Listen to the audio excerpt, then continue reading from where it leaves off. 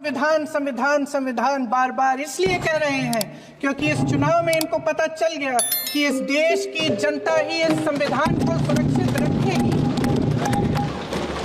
कि इस चुनाव में हारते हारते जीतने से इन्हें एहसास हुआ कि ये संविधान बदलने की बात इस देश में नहीं चलेगी। देश देख रहा है, देश देख रहा है कि एक व्यक्ति को बचाने के लिए 142 करोड़ देश की जनता को नकारा जा रहा है। पूरी देश की जनता जानती है कि इनका हंसती है, जानती है कि इनके यहाँ तो वॉशिंग मशीन है, तो यहाँ से वहाँ जाता है वो धुल जाता है। जो आप नारी शक्ति का अधिनियम लाए हैं उसको लागू क्यों नहीं करते? वो 10 साल बाद लागू क्यों होगा? क्या आज की नारी 10 साल इंतजार करेगी उसके लागू करने के लिए? क्या बात है, क्या बात है। ऐसा हुआ वैसा हुआ 1975 में जो हुआ, तो सीख लीजिए ना, आप भी सीख लीजिए, आप भी अपनी गलतियों के लिए माफी मांग लीजिए, आप भी बैलेट पे चुनाव कर लीजिए, आप भी बैलेट पे चुनाव कर लीजिए, दूध का दूध पानी का पानी हो जाएगा। सरकारों को पैसों के बल पर गिरा देते हैं।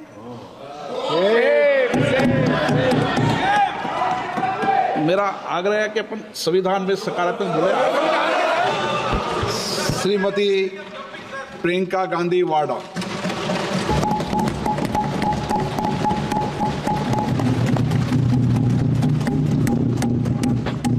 नमस्कार माननीय अध्यक्ष महोदय जी, आज आपने मुझे इस सभा में बोलने का मौका दिया, इसके लिए मैं आपकी बहुत बहुत आभारी हूँ। सबसे पहले जो सुरक्षाकर्मी, जो जवान अफसर 13 दिसंबर को संसद की सुरक्षा के लिए शहीद हुए, उनके प्रति मैं श्रद्धांजलि व्यक्त करना चाहती हूँ। महोदय, हजारों साल पुरानी हमारी देश की धर्म की एक पुरानी परंपरा रही है। ये परंपरा संवाद, चर्चा की रही है। एक गौरवशाली परंपरा है जो दर्शन ग्रंथों में, वेदों में, उपनिषदों में दिखती है। वाद विवाद और संवाद की हमारी पुरानी संस्कृति है। अलग अलग धर्मों में भी, इस्लाम में, सूफियों में, बौद्ध धर्म में, जैन धर्म में, सिख धर्म में भी ये वाद संवाद, ये चर्चा बहस, इसकी संस्कृति रही है। इसी परंपरा से उभरा हमारा स्वतंत्रता संग्राम। हमारा स्वतंत्रता संग्राम विश्व में एक अनोखा संग्राम था, एक अनोखी लड़ाई थी जो अहिंसा और सत्य पर आधारित थी। ये वाद संवाद की जो परंपरा है, इसको इस संग्राम ने आगे कैसे बढ़ाया? क्योंकि ये जो संग्राम था, ये जो लड़ाई थी हमारी आज़ादी के लिए, एक बेहद लोकतांत्रिक लड़ाई थी। इसमें देश के किसान, देश के जवान, देश के मजदूर, देश के अधिवक्ता, देश के बुद्धिजीवी, चाहे किसी भी जाति के हो, चाहे किसी भी धर्म के हो, चाहे किसी भी भाषा को बोलते हो, सब इस स्वतंत्रता संग्राम में शामिल हुए। सब ने हमारे देश की आज़ादी की लड़ाई लड़ी।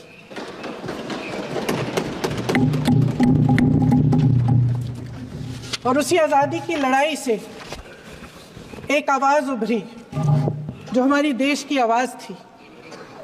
वो आवाज़ ही आज हमारा संविधान है। साहस की आवाज़ थी, हमारी आज़ादी की आवाज़ थी, और उसी की गूंज ने हमारे संविधान को लिखा और बनाया। ये सिर्फ एक दस्तावेज नहीं है। बाबा साहेब अम्बेडकर, मौलाना आज़ाद जी, राजगोपालाचारी जी और जवाहरलाल नेहरू जी और उस समय के तमाम नेता, जैसे आपने कहा, इस संविधान को बनाने की जो कार्य में सालों के लिए जुटे रहे। हमारा संविधान इंसाफ, उम्मीद, अभिव्यक्ति और आकांक्षा की वो ज्योत है जो हर हिंदुस्तानी के दिल में जलती है। अध्यक्ष महोदय, इस ज्योत ने हर एक भारतीय को ये पहचानने की शक्ति दी कि उसे न्याय मिलने का अधिकार है, कि उसमें अपने अधिकारों के लिए आवाज उठाने की क्षमता है, कि जब वो आवाज उठाएगा तो सत्ता को उसके सामने झुकना पड़ेगा। इस संविधान ने हर एक देशवासी को ये अधिकार दिया कि वो सरकार बना भी सकता है और सरकार बदल भी सकता है। ये ज्योत जो हर हिंदुस्तानी के दिल में जलती है, उसने हर हिंदुस्तानी को ये विश्वास दिया कि देश की संपत्ति में, देश की दौलत में, संसाधनों में उसका भी हिस्सा है, कि उसे एक सुरक्षित भविष्य की उम्मीद का अधिकार है, कि देश बनाने में भी उसकी भागीदारी है। उम्मीद और आशा की ये ज्योत मैंने देश के कोने कोने में खुद देखी है।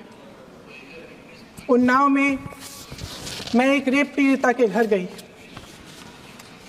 उसे जलाकर मार डाला था। वो शायद 20-21 साल की होगी। हम सब के बच्चे हैं।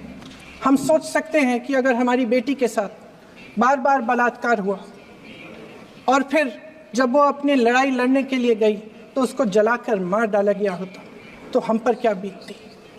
मैं उस बच्ची के पिता से मिली। उसके खेत जलाए गए थे, उसके भाइयों को पीटा गया था, उसके पिता को बाहर से, घर के बाहर घसीट कर मारा गया था। उस पिता ने मुझे बताया कि बेटी, मुझे न्याय चाहिए। मेरी बेटी अपने एफआईआर को दर्ज करने के लिए जब जिले में गई तो उसको मना किया गया। अगले जिले में जाना पड़ा उसे। वो रोज सुबह 6 बजे उठकर तैयार होकर अकेली अपने मुकदमे को लड़ने के लिए अगले जिले में ट्रेन से जाती थी। उसके पिता ने मुझे कहा कि मैंने उससे कहा, बेटी अकेले मत जाओ, छोड़ दो ये लड़ाई। लेकिन उसकी बेटी ने उसको जवाब दिया कि नहीं पिताजी, मैं अकेली जाऊंगी, मैं लड़ूंगी, ये मेरी लड़ाई है, मैं इसको लड़ूंगी। ये लड़ने की क्षमता, ये हिम्मत उस लड़की को और करोड़ों भारत की नारियों को हमारे संविधान ने दी। आगरा में मैं अरुण वाल्मीकि के घर गई। अरुण वाल्मीकि पुलिस स्टेशन में काम करता था, सफाई का काम करता था। आप सोच सकते हैं हमारी तरह उसका भी परिवार था। नई नई शादी हुई थी, 2-3 महीनों का बच्चा था। पुलिस स्टेशन में चोरी हो गई। चोरी का इल्जाम उस पर लगाया गया। उसके पूरे परिवार को उठाकर पुलिस स्टेशन में ले गए। आप हंस रहे हैं, लेकिन ये गंभीर बात है। और क्या गंभीर बात। शर्म करो, शर्म। अरुण वाल्मीकि को पीट पीट के मार डाला, उसकी बीवी को पीटा, उसके पिता के नाखून निकाले, उसके पूरे परिवार को पीटा गया। जब मैं उस जवान महिला से मिलने गई जो अभी अभी विधवा हुई थी, तो उसने मुझे कहा कि दीदी, हमें सिर्फ एक चीज चाहिए, हमें न्याय चाहिए और हम इस न्याय के लिए लड़ते रहेंगे चाहे कुछ भी हो जाए। ये हिम्मत उस महिला को हमारे संविधान ने दी। संभल के कुछ लोग आए थे हमसे मिलने जो मृतकों के परिवार के सदस्य थे। उसमें 2 बच्चे थे, अदनान और उजैर। अब सुनिए, उसमें 2 बच्चे थे, अदनान और उजैर। एक बच्चा मेरे बच्चे की उम्र का है, दूसरा उससे छोटा 17 साल का है। दर्जी के बेटे थे। दर्जी का एक ही सपना था कि वो अपने बेटों को पढ़ाएगा, लिखाएगा। एक बेटा डॉक्टर बनेगा, एक बेटा भी सफल होगा दूसरा बेटा भी अपने जीवन में सफल होगा। उनके पिताजी हर रोज उनको स्कूल छोड़ते थे। उस दिन भी स्कूल छोड़ने के बाद अपनी दुकान में चले गए।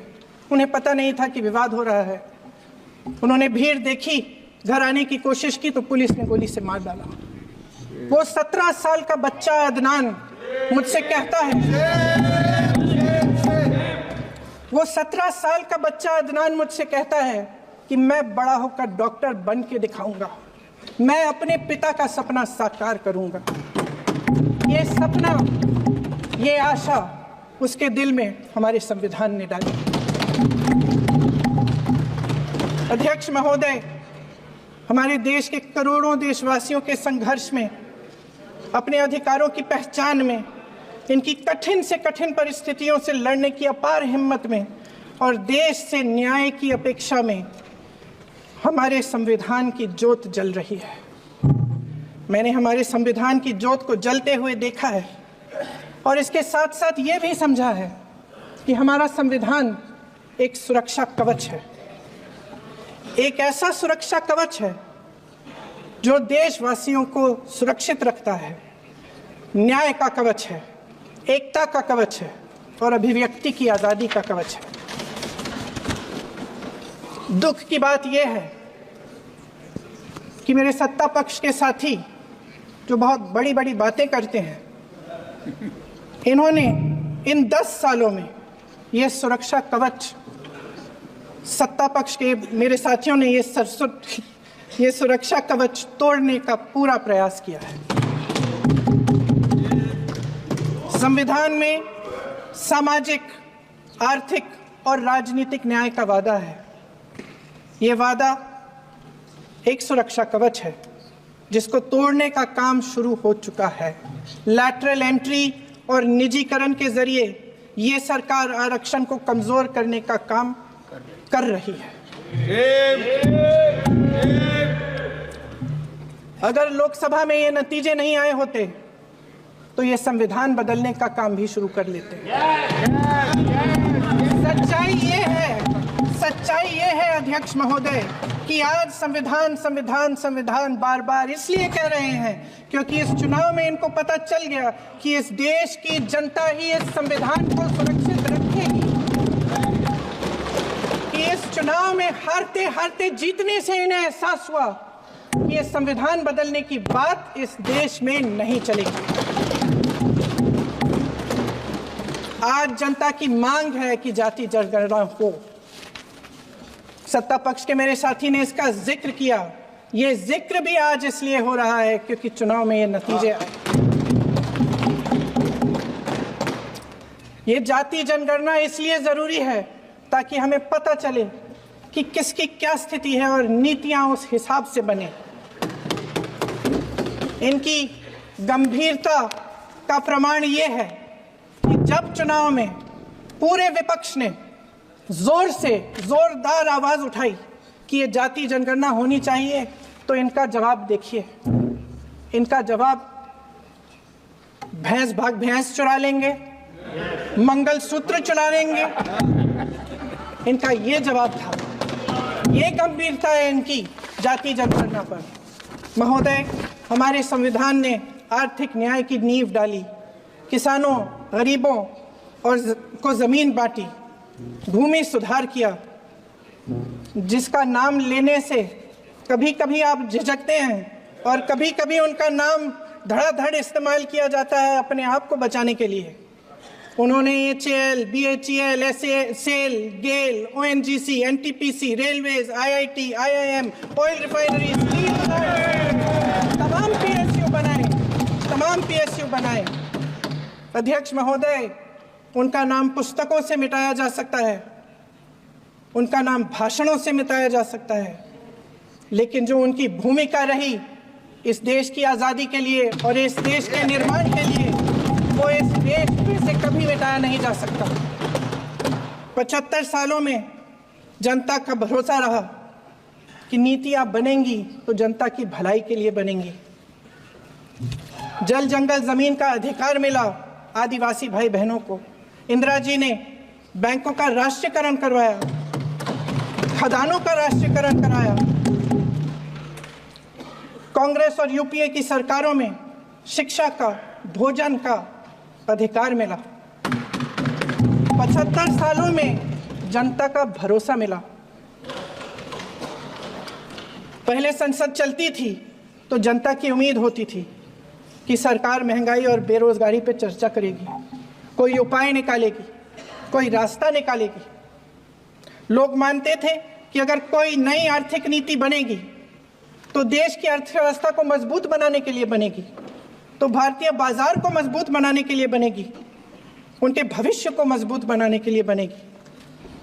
किसान और आदिवासी भाई बहन भरोसा करते थे कि यदि जमीन के कानून में संशोधन होगा तो उन्हीं की भलाई के लिए होगा। आप नारी शक्ति की बात करते हैं। आज चुनाव की वजह से शायद इतनी बातचीत हो रही है नारी शक्ति के बारे में, क्योंकि हमारे संविधान ने महिलाओं को यह अधिकार दिया, उनकी शक्ति को परिवर्तित किया वोट में। और आज आपको पहचानना पड़ रहा है कि महिलाओं के बिना, कि नारी शक्ति के बिना ये सरकारें नहीं बन सकती हैं। इसीलिए आज आप नारी शक्ति की बातें दोहरा रहे हैं। जो आप नारी शक्ति का अधिनियम लाए हैं उसको लागू क्यों नहीं करते? वो 10 साल बाद लागू क्यों होगा? क्या आज की नारी 10 साल इंतजार करेगी उसके लागू करने के लिए? क्या बात है, क्या बात।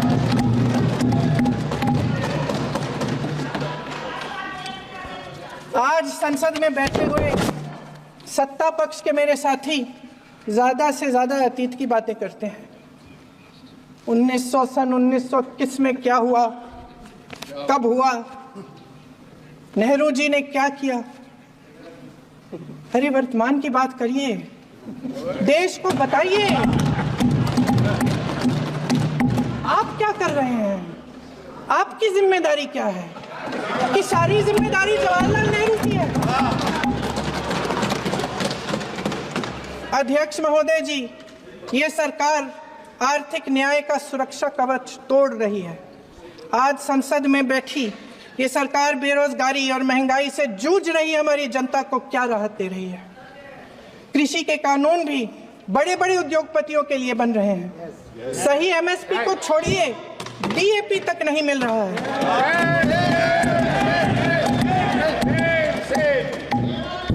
वायनाड से लेकर ललितपुर तक इस देश का किसान रो रहा है। आपदा आती है तो उसको कोई राहत नहीं मिलती। भगवान भरोसे है आज इस देश का किसान, उसको छोड़ दिया गया है। आज हिमाचल में देखिए, जितने भी कानून बने हैं वो सब बड़े बड़े उद्योगपतियों के लिए बन रहे हैं। हिमाचल में जो सेब उगता था, उसके जो छोटे छोटे किसान हैं वह रो रहे हैं, क्योंकि एक व्यक्ति के लिए सब कुछ बदला जा रहा है। सुनने की हिम्मत रखो। मैं अध्यक्ष महोदय जी, अध्यक्ष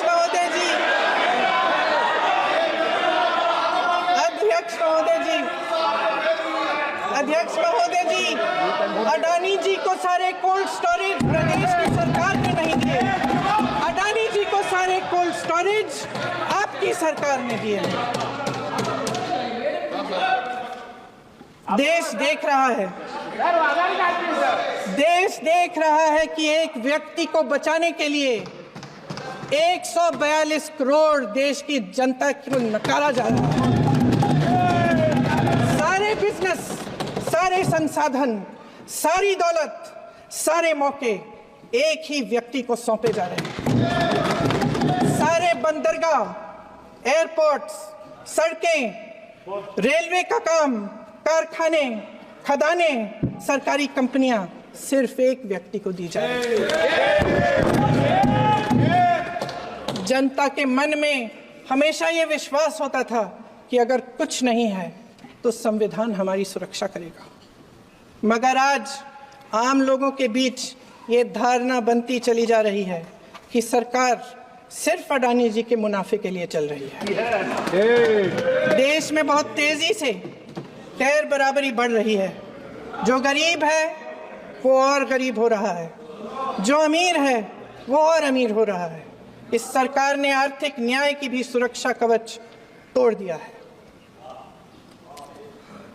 राजनीतिक न्याय की जब बात होती है, मेरे सत्ता पक्ष के साथी आज खड़े हुए और तमाम गिनती करने लग गए कि ऐसा हुआ वैसा हुआ 1975 में जो हुआ, तो सीख लीजिए ना, आप भी सीख लीजिए, आप भी अपनी गलतियों के लिए माफी मांग लीजिए, आप भी बैलेट पे चुनाव कर लीजिए, आप भी बैलेट पे चुनाव कर लीजिए, दूध का दूध पानी का पानी हो जाएगा। आप राजनीतिक न्याय की बात करते हैं, सरकारों को पैसों के बल पर गिरा देते हैं।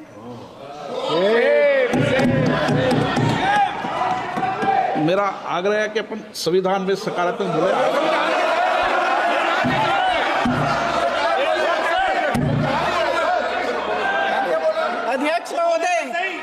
अध्यक्ष महोदय, सत्ता पक्ष के हमारे साथी ने एक उदाहरण दिया उत्तर प्रदेश की सरकार का, तो मैं भी एक उदाहरण दे देती हूँ महाराष्ट्र की सरकार का, मैं भी एक उदाहरण दे देती हूँ हिमाचल की सरकार को तोड़ने की कोशिश किसने की, पैसों के बल पे की, गोवा की सरकार, तमाम उदाहरण है। क्या ये सरकारें जनता ने नहीं चुनी थी? क्या संविधान इन पर लागू नहीं था? पूरी देश की जनता जानती है कि इनका, हंसती है, जानती है कि इनके यहाँ तो वॉशिंग मशीन है, तो यहाँ से वहां जाता है वो धुल जाता है, इस तरफ दाग उस तरफ स्वच्छता। और मेरे कई ऐसे साथी हैं जो इस तरफ होते थे उस तरफ चले गए, मुझे दिख भी रहे हैं, वॉशिंग मशीन में शायद धुल गए हैं। अध्यक्ष महोदय, जहां भाईचारा और अपनापन होता था, जहां हमारे संविधान ने एकता का सुरक्षा कवच दिया था, वहां शक और घृणा के बीज बोए जा रहे हैं। एकता का सुरक्षा कवच तोड़ा जा रहा है। प्रधानमंत्री जी यहाँ सदन में संविधान की किताब को यूं माथे से लगाते हैं, लेकिन संभल में, हाथरस में, मणिपुर में जब न्याय की गुहार आती है, उठती है, तो उनके माथे पे शिकन तक नहीं आता।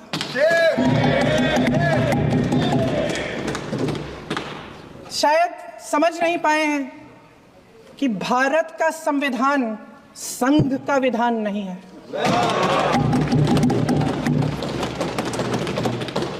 भारत के संविधान ने हमें एकता दी, हमें आपसी प्रेम दिया। उस मोहब्बत की दुकान जिस पर आपको हंसी आती है, उसके साथ करोड़ों देशवासी चले। करोड़ों देशवासियों के दिल में एक दूसरे के लिए प्रेम है, घृणा नहीं है।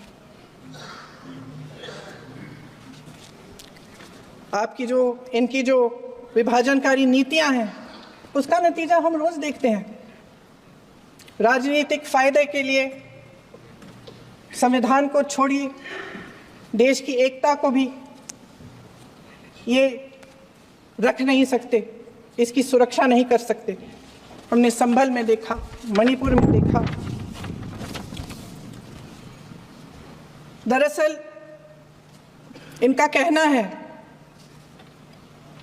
कि अलग अलग इस देश के अलग अलग हिस्से हैं, लेकिन हमारा संविधान कहता है कि यह देश एक है और यह देश एक रहेगा। जहां खुला विवाद होता था, अभिव्यक्ति का सुरक्षा कवच होता था, इन्होंने भय का माहौल पैदा किया है। सत्ता पक्ष के मेरे साथी अक्सर 75 सालों की बात करते हैं, लेकिन इन 75 सालों में ये उम्मीद, आशा, ये अभिव्यक्ति की ज्योति कभी थमी नहीं, कभी बुझी नहीं। इस देश की जनता ने खुलकर आलोचना की, निडर होकर धरने किए, प्रदर्शन किए। जब जब जनता नाराज हुई, तब तब सत्ता को ललकारा, उसे चेतावनी दी, बड़े से बड़े नेताओं को कटघरे में खड़ा किया, उनसे जवाब मांगा, न्याय मांगा। इस देश के छोटे छोटे से नुक्कड़ की दुकानों में, चाय की दुकानों में, इस देश के घरों में गलियों में, मोहल्लों में, अखबारों में, प्रकाशन घरों में, न्यायपालिकाओं में चर्चा कभी बंद नहीं हुई।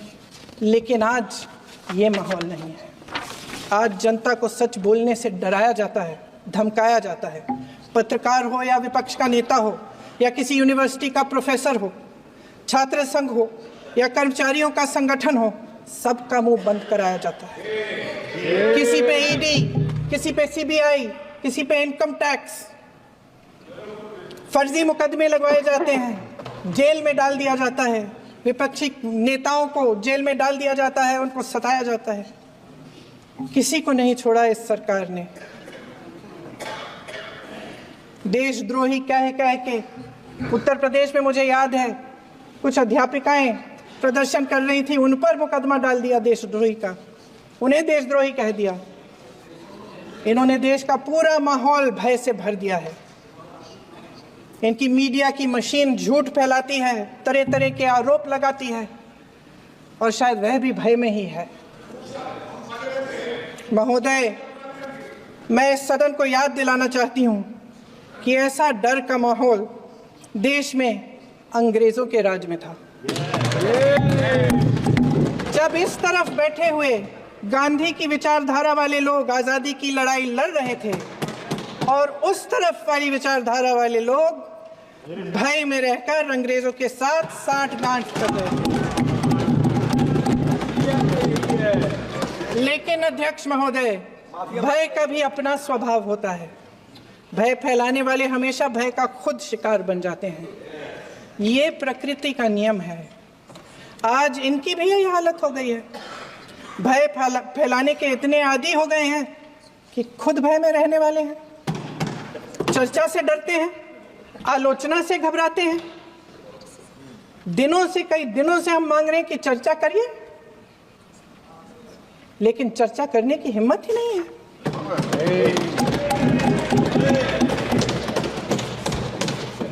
एक कहानी होती थी अध्यक्ष महोदय, शायद बचपन में आपने भी सुनी होगी। राजा भेष बदलकर बाजार में आलोचना सुनने जाता था। ये सुनने जाता था कि प्रजा मेरे बारे में क्या कह रही है, मैं सही रास्ते पे चल रहा हूं कि नहीं। लेकिन आज का राजा, भेष तो बदलते हैं आज के राजा, शौक तो है उनको भेष बदलने का, लेकिन न जनता के बीच जाने की हिम्मत है और न आलोचना सुनने की। महोदय, मैं तो सदन में नहीं हूं।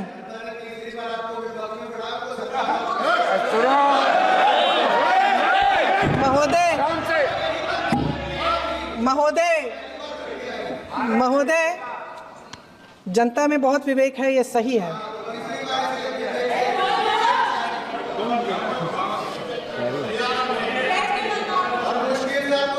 अच्छा महोदय, मैं सदन में नहीं हूँ।